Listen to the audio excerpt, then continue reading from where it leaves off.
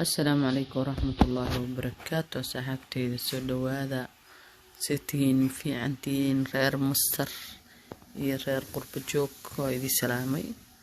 qaraabada inay guurto rabto guryahan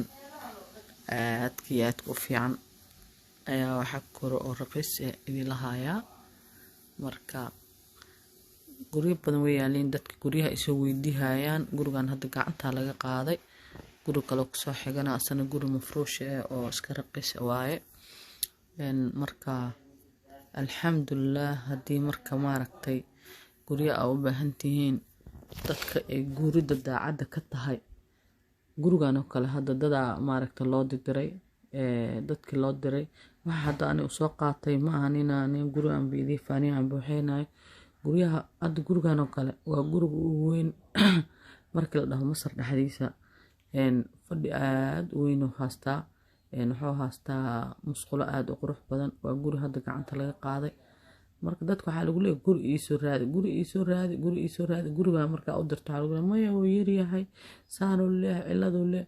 gurigan oo kale hadda wax cilada male aniga gurigan deganaa 5 jeer gurigan ka fiican yahay gurigan fiican marka iyadoo saan guriga u fiican oo lagu soo raadiyay oo lagu soo dadaalay guri ii keen marka tiraado lagu keenay oo lagu soo raadiyay haddana maanta dhan waxa leedahay maya cilad hebel oo leeyahay cilad saan oo leeyahay marka Soomaalida gurida daacada ka guryaha saan oo kale marka aragtiin iska sii deyninaha waa gashiina adduunyo waa asalba waxa way gashiina adduunyo oo ilmahaada ku wax baranaysa adiga malihid ninaa suubsaday